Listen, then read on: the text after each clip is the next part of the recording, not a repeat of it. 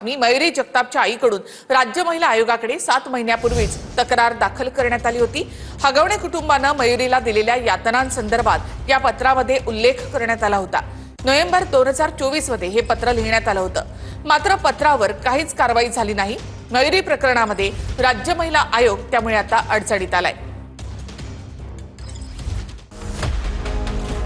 वैष्णवीप्रमाणेच मोठी सून मयुरीला हगवणे कुटुंबानं किती नरक यातना दिल्या याचं पत्र तिच्या आईनं 7 महिन्यापूर्वी महिला आयोगाला लिहिलं होतं। या पत्रामध्ये मयुरीची आई लता जगताप यांनी हगवणे कुटुंबानं मयुरीला दिलेल्या नरक यातनांचा पाढा वाचलाय। विशेष म्हणजे 6 नोव्हेंबर 2024 ला हे पत्र लिहिलं होतं, मात्र यावर कुठलीही कारवाई झाली नाही। या पत्रावरून महिला आयोग आता गोत्यात आलाय। 20 मे 2022 ला मयुरीचं सुशील हगवणे सोबत लग्न झालं। लग्न झाल्यानंतर हगवणे कुटुंबानं फॉर्च्युनर गाडी आणि पैशांच्या मागणीचा सपाटा सुरू केला। सासू, सासरा, दीर आणि नणंद यांनी मारहाण करून धमकी देण्यास सुरुवात केली। आमच्याकडे बंदूक आहेत, तुझी आई आणि दिव्यांग भावाला मारून टाकू अशी धमकी दिली। माझा मेहुणा मोठा पोलीस अधिकारी, आमच्या मागे राजकीय पाठिंबा असं म्हणत दमदाटी केली। 18/2/2024 ला पौंड पोलीस ठाण्यामध्ये तक्रार करण्यात आली। पोलीस अधिकाऱ्यांनी समज देऊन मध्यस्थी केली।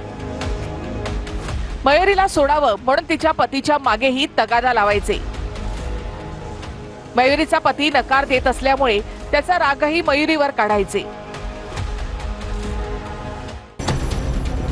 6 नोव्हेंबर 2024 ला पती घरात नसताना मयुरीला बेदम मारहाण झाली। सासू, सासरा, दीर आणि नणंद यांच्याकडून मयुरीला बेदम मारहाण झाली। तिचे कपडे फाडले। मारहाणीवेळी सासऱ्याने मयुरीच्या छातीला हात लावला। दीराने मयुरीच्या अवखड जागी लाथ मारली। तुला मूल होत नाही तर आमच्याकडे ये या भाषेत मयुरीला शिवीगाळ केली। मयुरीच्या मोबाईलमध्ये रेकॉर्डिंग सुरू असल्याचं कळताच दीराने मोबाईल हिसकावून पळ काढला।